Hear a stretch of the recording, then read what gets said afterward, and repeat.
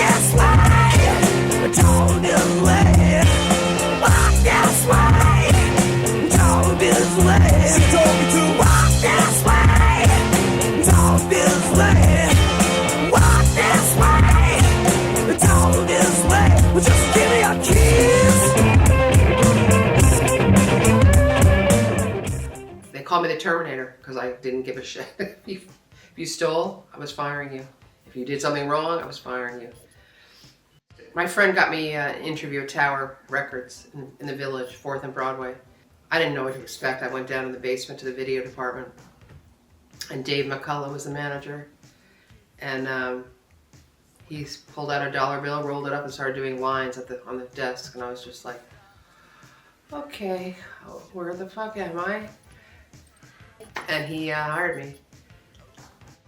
We were open from 9 a.m. to midnight every day of the year, 365 days a year. Tower never closed. Tower was like the coolest place in New York at the time. I mean, they started in Sacramento, California. They were in San Francisco, LA, Sunset Strip. So we had this Village store, like the epicenter of coolness in New York at that time.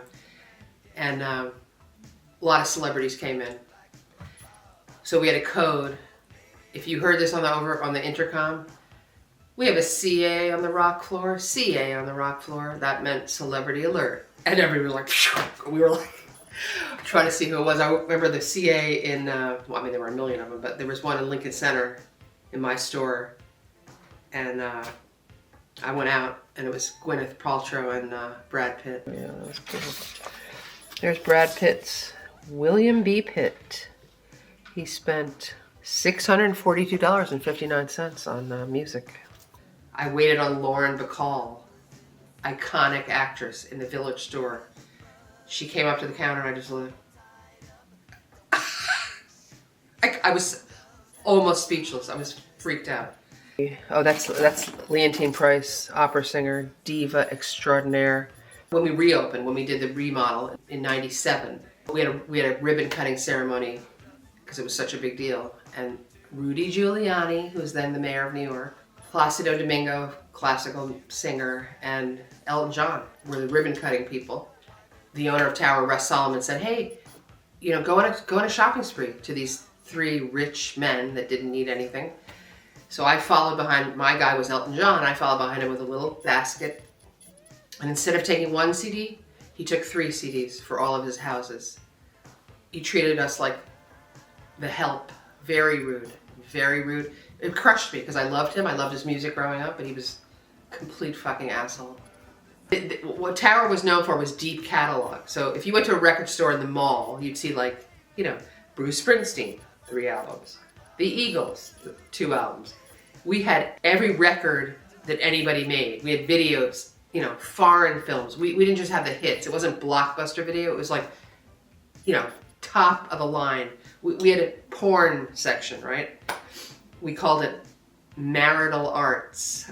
That was the title of the section. The way it worked was the box of the movie was out front, an empty box. Customer would come to the counter and give it.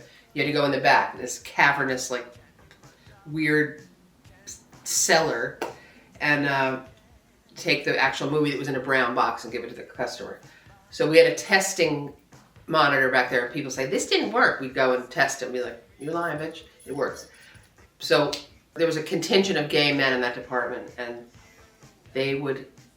any straight man that was hired had to be subjected to this like hazing, which was, they would put on gay porn in the back and just wait to see what happened. I mean, that would not fly today. Today you'd be HR, would you be fired in a freaking nanosecond? I mean, I fired so many people, I can't even remember. I mean, hundreds of people over the years. I don't give a shit. You're out. You stole. I don't want to fucking know you. See ya. No remorse. I don't care. You're responsible for your behavior. Don't steal. I discovered a ring of security guards were stealing. So I fired a couple of them, and one of them was this guy, Ray Padilla. And 2 weeks later, on Halloween night in 1996, I got a call in New Jersey, where I was living, married, from the NYPD saying there's been a shooting in your store. So it was like 1 a.m. I got in the car, drove to New York. He pistol whipped the the supervisor, this girl Melanie, and she ran into the count-out room where the money was and was hiding, locked herself in, and called 911. And then he shot the security guard who was on duty that night. This guy Victor.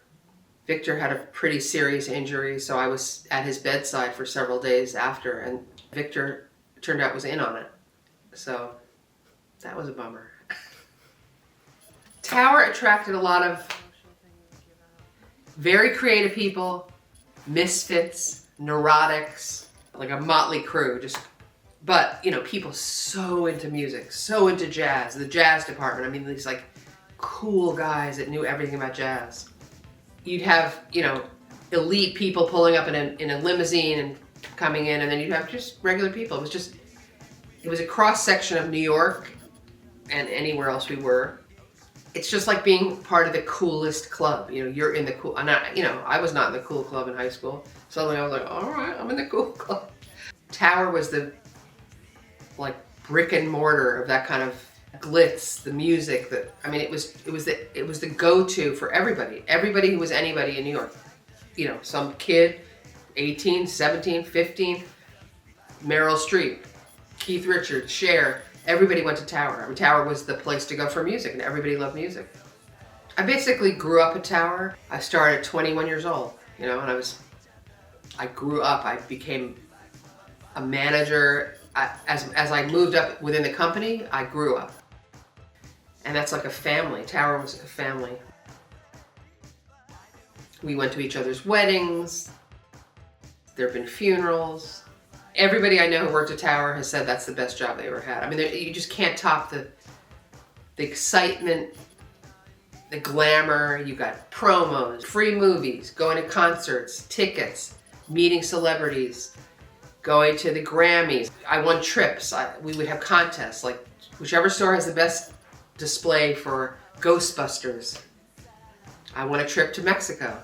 Acapulco. I won a trip to Paris. I traveled all over the United States for Tower. We had meetings in Maui. We had meetings in Lake Tahoe all the time. I mean, it was just so much fun. And then you leave, you know, like I hit the wall after that shooting at my store. I was 30. I wanted to have a family. Retail is such a, like, grueling, you know, long hours. I mean, I made good money. It wasn't the best pay in the world, but I wasn't in it for that. But in 2015, Tom Hanks' son, Colin, who was a Tower, apparently loved Tower, did a documentary called All Things Must Pass. So there was a big reunion in Sacramento. So I volunteered to do the in memoriam video for all the people that had died, and it turned out to be like a lot of people had died. A lot of people died of AIDS early on. I mean, just seeing the faces and setting it to music and knowing who's going to watch this thing. Like, you better have the right music. You better have the, you know, that was really fun and very serious for me to do that. Just the number of people who had died, you know, who'd been a part of the family. It was hard. So yeah, at the end of the in memoriam, Russ Solomon, the owner, came up to me and said, with tears in his eyes, that it was the most moving thing he'd ever seen. That meant a lot to me. Every single person said, that's the best job I ever had. That's the best job I ever had. And that was the best job I ever had. I mean, by far.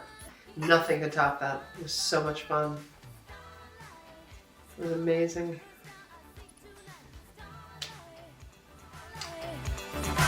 Make